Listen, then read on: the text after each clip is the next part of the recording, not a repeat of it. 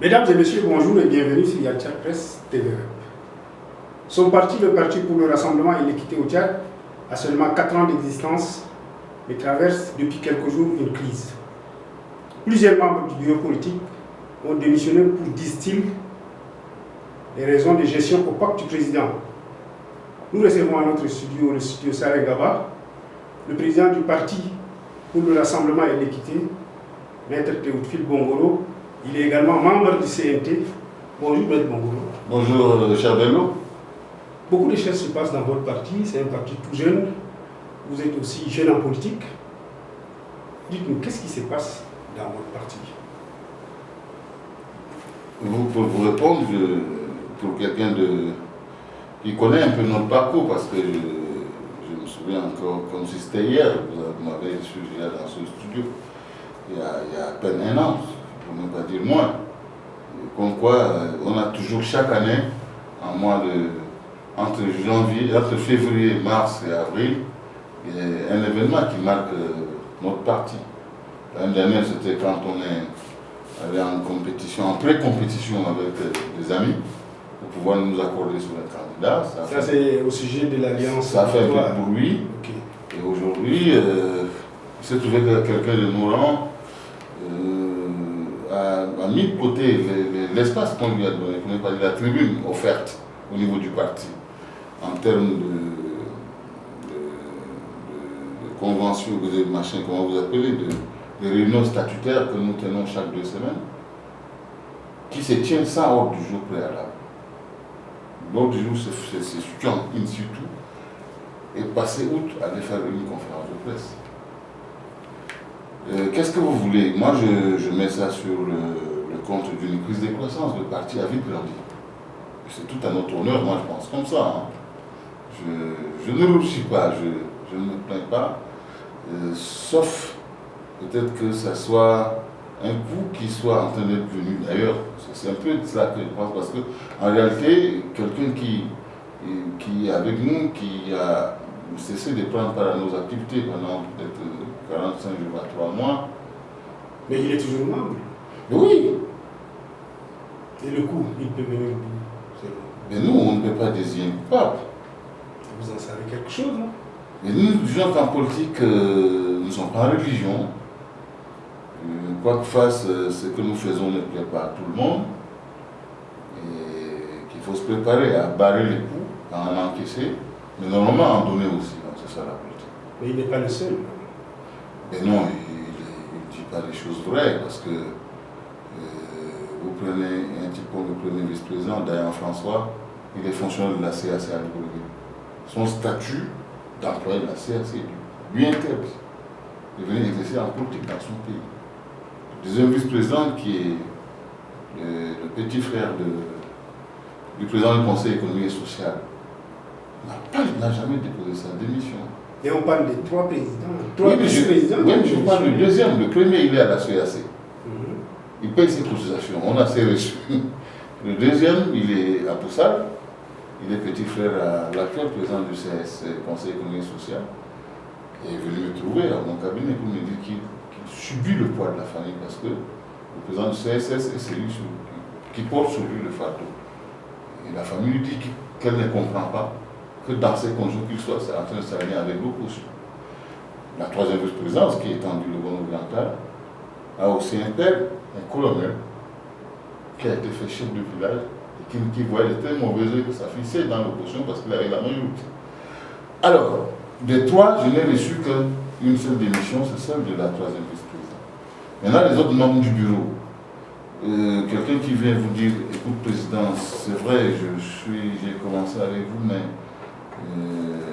le parti nous a plu, mais arrivé, on a une famille à gérer, c'est un peu ce qui se passe sous les tropiques, pour ne pas dire au sud du Sahara. C'est difficile qu'un politique et les partis de l'opposition puissent tenir à cause du fait qu'on n'a rien à donner que de nos beaux discours, de programmes forts. Il faut franchement avoir affaire aux gens qui sont engagés pour qu'ils s'arrêtent avec vous. Mais quand vous avez des gens honnêtes qui vous disent en réalité, nous sommes venus, nous allons peut-être décaler un peu pour des raisons en réalité de subsistance, de survie existentielle, comprends-nous, nous sommes avec toi. Mais maître, vous êtes quand même un notable, on va dire comme ça. Vous savez que créer un parti, l'animer et le gérer a besoin des moyens. Est-ce que vous n'avez pas pensé à ça bien avant? Mais les moyens pour faire fonctionner le parti, oui.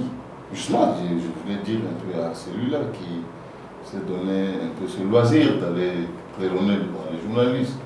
Qu'un parti, c'est pas seulement parler du bon français, avoir 2-3 costumes bien taillés. Un parti, c'est surtout et avant tout l'argent. Quand on parle de gestion au Parlement, ça m'amuse. Parce que quand je vends mon terrain là sur le boulot, l'argent quitte là, c'est les imprimeurs pour imprimer les t-shirts, les casquettes. Il ne connaît pas le parcours, il y a très rien à gérer. Quand il parle de gestion, il veut qu'il lui parle de quoi. Est-ce que M. Bongoro est finalement un président de parti comme tous les autres? Parce que lorsqu'on lit les textes de vos partis, les gens vous disent que vous avez été créé pour militer dans l'opposition démocratique. Mais oui, mais est-ce que nous sommes allés nous livrer à la majorité? Aucunement. Vous êtes membre du CNT. C'est ça qui fâche les gens. Oui, mais CNT, ça a été décidé pas à notre niveau seul. Vous savez qu'on est sorti d'une alliance. Nous étions dans une alliance, on est venu vous voir d'ailleurs pour pouvoir nous aider un peu dans notre communication. Vous vous souvenez un peu, même si après nous avons décroché après l'assassinat de la mère de Yaya Diop. Vous savez que nous avions cru faire bien les choses. Aller au CNT, être en embuscade, moi c'est comme ça que je dis, pour voir avec quelle loi électorale on va nous gérer. Et encourager que l'un de nous puisse siéger au coordonné. Vous pensez que c'est aller avec le pouvoir? Non. Vous pensez que je vais l'avoir pour 600 000 de salaire de base là? Mais visiblement, ceux qui sont fâchés dans votre parti parlent de votre présence au Conseil national des transitions. Attendez, c'est un discours qui a été rédigé pour la consommation de son auditoire de ce jour. Mais nous, on s'est réunis le lundi dernier, les 15 membres à la majorité. Moins une voix d'abstention a décidé de son exclusion. On a trouvé que c'est une haute trahison. Haute trahison parce qu'on ne pouvait pas. Il y a un espace qui lui est offert là, qu'il n'a pas usé et qu'il a préféré aller livrer le parti à la vindicte populaire, au commérage, parce que voilà que vous faites une interprétation erronée. En réalité, c'est quoi?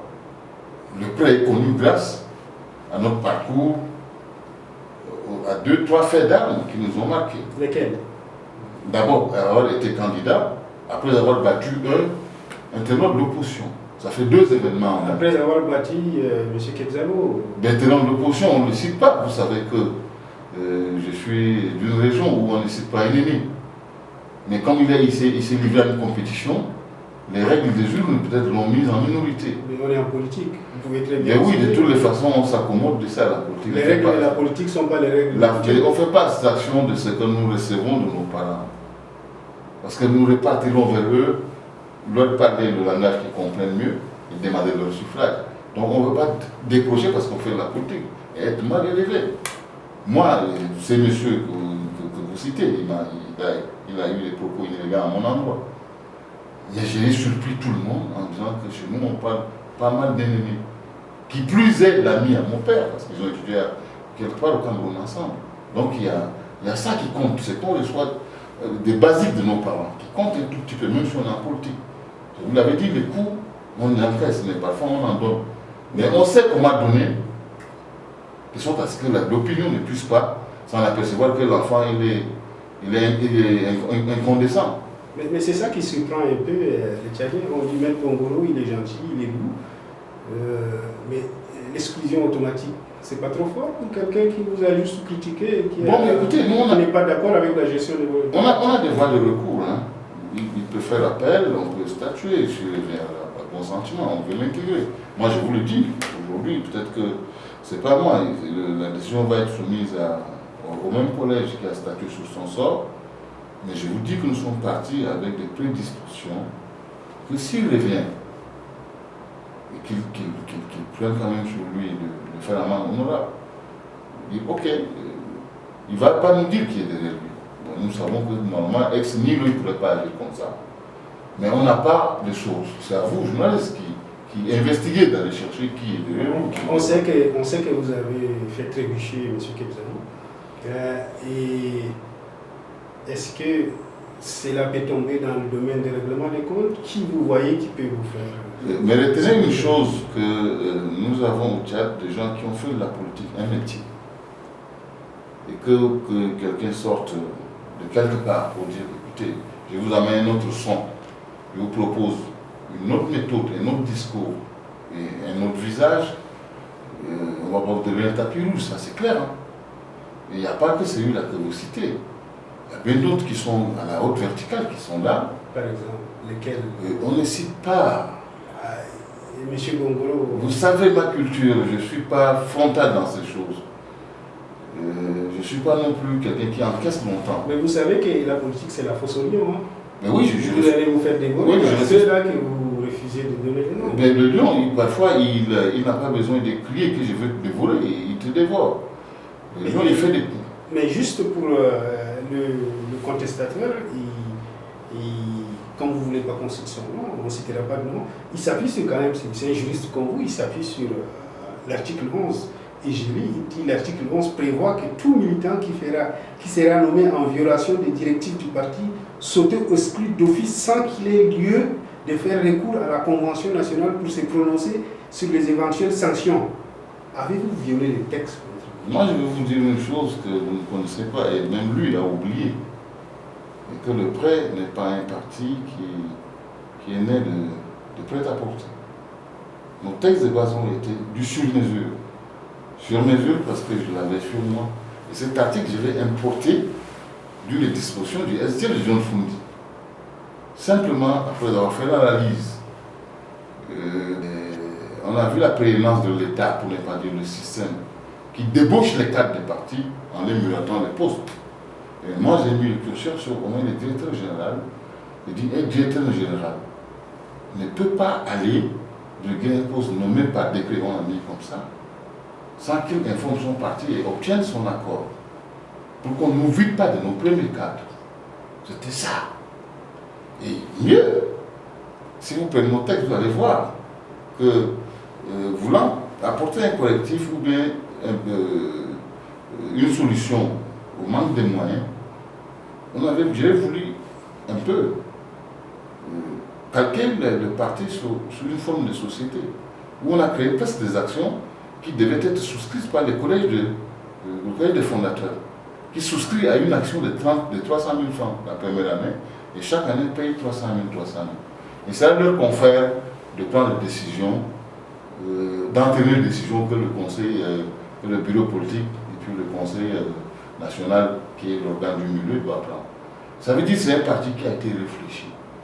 Mais malheureusement, je pense que notre ami, quand je préparais ça, il s'occupait plutôt des petits protocoles, de caser des gens qui venaient, au point qu'aujourd'hui, certains qui sont très futés disent que le Bongoura a taillé à sa mesure. Mais je dis, qu'est-ce que vous voulez si vous dormez, c'est ça? Vous allez prendre les statuts, vous allez voir qu'on n'a pas, par exemple, le secrétaire général chez nous. Le camarade, le secrétaire national administratif. On l'a réduit juste au rôle d'archiviste national. On a fait la prééminence au président avec ces 3 vices. Chez nous, il n'y a pas de vice chargé de ça. 3 vices qui a la plénitude du pouvoir. Mais est-ce que vous importez l'idée du Cameroun, le Tchad n'est pas le Cameroun? Est-ce que on a pu inventer le fil à couper le beurre. On peut prendre ailleurs, non? Pourquoi? Est-ce que ce n'est pas aujourd'hui ça le problème du prêt? Parce que la réalité tchadienne, elle est séculaire. Non. Mais il n'a pas été véridique.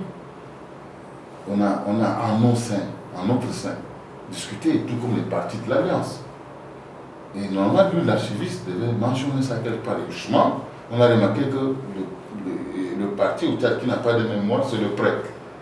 Parce que son secrétaire national administratif, qui est normalement le gardien des archives, et devait consigner tout acte fait par le parti, n'a pas assumé sa fonction. Je ne lui ferai pas l'injure ou l'insulte de dire qu'il n'est pas le seul. Mais on n'a pas de mémoire. Et c'est là qu'il y a 3 mois, je crois, on a dû transformer mon directeur de cabinet en secrétaire national administratif ad hoc. Pour dire, écoutez, on est à notre 4e année. On amorce notre 4e année. Écoutez, faisons quand même des choses pour que ça soit consigné. Donc si j'ai bien compris, M. Bongolo, le prêt a grandi plus vite que Mais oui, c'est fondateur, oui. Mais pourtant, il n'y a pas eu d'élection, on ne vous a pas mesuré politiquement. Oui, je suis d'accord avec vous, mais le fait que l'engouement, le fait qu'il y ait un vide, pour ne pas dire, il y a le vide, il y a un peu le désintérêt de la chose politique qui est né du fait de nos dévancés, peut-être qu'ils n'ont pas rassuré les gens. Nous, on n'a pas été au four électoral, ça c'est bien évident, je suis d'accord avec vous. Parce que c'est à long de cela qu'on peut reconnaître un parti, je suis d'accord. Mais il y a des indicateurs qui peuvent vous amener à penser que votre discours prend, comme vous l'avez vu.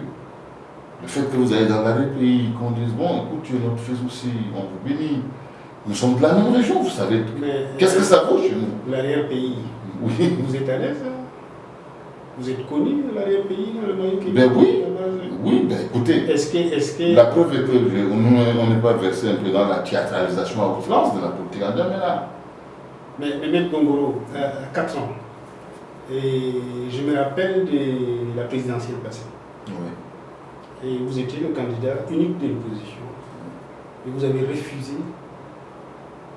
de participer aux élections parce que vos amis politiques vous ont dit, bon, la ligne c'était de ne pas y aller. Est-ce que ce n'était pas une erreur politique aujourd'hui? Mais écoutez, vous pouvez y aller et ça allait peut-être vous grandir. Et qu'est-ce que ça m'aurait valu? D'être plus connu, de plus assis. Mais d'être traître aussi. Parce que j'ai été porté par pas moins de 16 partis, et pas de moindre. Et c'est parce qu'on a abrégé la vie de la mère d'un des candidats qui, en réalité, n'avait aucune proximité avec moi. Et nous nous sommes dit que le bon sens, la décence, le respect de la vie humaine nous forçait, nous indiquait à pouvoir nous retirer. Et là, les partis, à l'unanimité, m'ont demandé de me retirer. J'aurais dû aller, c'est vrai, ça m'aurait rapporté beaucoup de choses aujourd'hui. Peut-être que je pouvais être à la verticale, la deuxième personnalité du pays en ce moment. Mais je traînerai l'image de celui-là qui n'est pas reconnaissant envers ceux qui l'ont fait roi. Parce que le parti prêt est connu.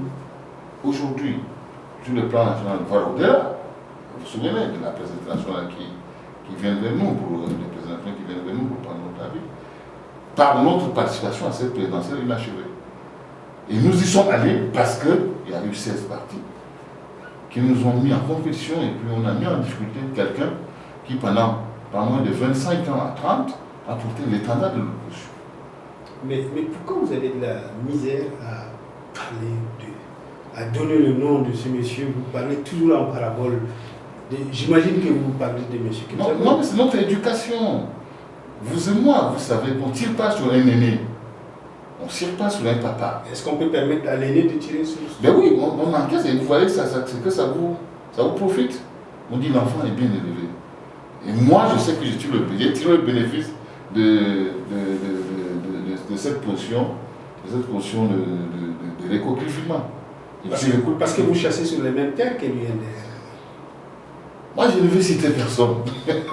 Je cite personne, je cite juste le parti. Mais il n'y a pas que l'UNDR. Vous avez d'autres personnalités. C'est la base, j'imagine. Vous chassez sur le même... Non, mais personne, aucune terre. Donc, tôt ou tard, M. Bongoro, vous aurez affaire à votre aîné. Mais oui, j'ai déjà mon entrée dans cette zone que vous dites partager entre nous et ce parti. Le discours que j'ai tenu est que la politique, c'est pas s'en prendre à un frère. Parce que c'est une politique désastreuse. Que cette formation est la formation qui est actuellement au pouvoir, ou bien qui a passé la main à l'équipe actuelle, a installé comme politique où ils ont mis des villages, un village contre un autre, des frères qui ne se parlent plus et qui interdisent leurs enfants de rendre visite à leurs oncles respectifs. Est-ce que c'est ça la politique? Nous, on est allé avec un autre langage. On s'est appuyé sur les organisations et si vous voulez, je déroule un peu notre stratégie. Quand on allait on avait mis notre dossier au bon mairie, à Bindel, on a eu la bénédiction des notables et de ces autorités traditionnelles investies par Dieu. Parce qu'ils sont issus de la lignée réelle. Mais sauf qu'on est en politique. Mais oui, mais on prend appui sur les gens qui... La politique ne fait pas abstraction du respect aux autorités traditionnelles. Mais Bongoro, on est à 2 semaines du fameux dialogue national. Vous êtes membre du CNT, vous êtes très actif dans la politique, vous êtes chef de parti. Est-ce que le dialogue national inclusif aura lieu? le 10 mai prochain? Si vous voulez une vérité de moi, je vais vous la dire. Regardez la caméra et dites-la au Tchad. Au regard de ce qui s'est passé, depuis la mise en place des organes devant concourir à la bonne tenue du dialogue attendu de tout cela, des progrès ont été faits, certes, mais je crois qu'il y a aussi des manœuvres qui ont été mises en place pour freiner certains processus qui devaient accélérer le process général mis en cours. Je fais allusion à Doha, où on a fait investir la rencontre avec des gens qui n'ont pas de lance-pierre, parce qu'un politico-militaire, c'est supposé être sur le terrain avec une arme de feu. Mais alors quelqu'un reste dans son salon, il prend un papier en tête, il se déclare politico-militaire, pour forcer le dialogue en instituant une majorité de blocage. Parce que quand on met 52, en réalité que ceux qui donnent l'insomnie au pouvoir actuel ne sont que 6, vous voyez là quand même. Vous avez 48 bonhommes, par exemple, qui sont là pour fatiguer les gens, à qui on a payé des frais comme ça. Je ne sais pas ça, je ne veux pas savoir. Jusqu'aujourd'hui, est-ce que c'est le Qatar qui paye ou bien c'est sur le budget public que certaines charges vont être supportées? Mais regardez, et ça nous a fallu ce que ça a fallu. Les gens qui sont partis normalement pour 2 semaines, tout au plus, non, c'était enfermé là. Mais nous sommes là d'un mois. Oui, mais Maître Bongoro, ça c'est ce que les gens pensent ici. Parce que de ce que j'ai compris, c'est que les Qataris avaient la main sur l'organisation et la façon de gérer ce terrain. Non, il avait 2 statuts. Lesquels? Était-il facilitateur ou bien parrain de la chose, ou médiateur? Mais apparemment, je crois qu'ils ont migré de facilitateur au départ à médiateur aujourd'hui. Ça veut dire qu'ils organisent la chose, ils favorisent les rencontres, ils favorisent les prises de décision pour conseiller ça dans un procès verbal. Devant nous servir ici au dialogue proprement parlé. Parce que le pré-dialogue est devenu, en réalité, un dialogue à part entière, là-bas, curieusement, taillé pour les politico-militaires seulement. Alors, en réalité, que le pré-dialogue devait se limiter juste aux conditions de participation quiète de ceux-là qui sont retrouvés en conflit avec la loi. Parce que quand vous prenez une arme contre votre pays, vous n'êtes plus un citoyen ordinaire. On doit vous traiter comme tel. Nous avons pris des actes des lois d'amnistie. Mais la politique, maître, c'est les rapports de force. Ces gens sur le terrain. Mais ça leur a valu quoi? Parce qu'on les a stoppés à 300 km d'ici. Même s'ils ont fait tomber le maréchal. Donc là, il est question de venir le faire asseoir, qu'ils ne soient plus inquiétés. Ça veut dire qu'on fasse table là de tout ce qui nous a posé à la date de ce jour, y compris la mort du maréchal. Vous voyez un tout petit peu. Alors, il est question maintenant qu'ils viennent, qu'ils s'asseyent, qu'ils n'aient pas de mot de tête, et qu'ils soient sûrs que ce qu'ils diront dans la salle ne peut pas se retrouver contre eux. Donc le 10 mai, selon vous, si j'ai bien compris, ça n'aura pas lieu. Moi je doute. Si ça a lieu, ça va être bâclé. Et ça risque de nous renvoyer à des pires cauchemars que ceux que nous avons vécu. Donc ça serait plus une... Je ne souhaiterais pas que le 10 mai se fasse ça les politiques militaires. Parce que le problème tchadien est d'abord militaire. Vous et moi, c'est quoi? C'est des petits Français là, chacun prend sa plume. On s'insulte, on dit non, mais toi tu as acheté d'un coup. Mais elle, c'est des armes. C'est des Tchadiens qui tombent, c'est autre chose. Alors, si on ne convient pas de venir s'asseoir avec nous, vous pensez qu'on pouvait trouver un début de solution à notre crise? Il faut qu'ils viennent nous dire ce qu'ils ont sous le cœur. Mais moi, les 20 points qu'ils ont produits étaient allés dans tous les sens. C'est dit là-bas ont été ce qui devait être dit au dialogue. C'est de trouver dans les 20 premières revendications des politiques communautaires. L'intégration à la fonction publique, par exemple, c'est pas si urgent que ça. Ça, c'est tout le Tchadien aux sorties de dialogue qui devaient y bénéficier. Naturellement, en appliquant certaines conditions que nos lois ont prévues. Avoir un âge donné, avoir un parchemin obtenu, et ainsi de suite, et puis avoir rempli certaines conditions qui relèvent de la justice. Si vous avez été condamné à une peine infamante, ça vous empêche d'accéder à certains droits, mais si vous ne voulez toucher rien, vous pouvez concourir comme tout le monde. Dernière question, Maître Bongoro. Le temps file.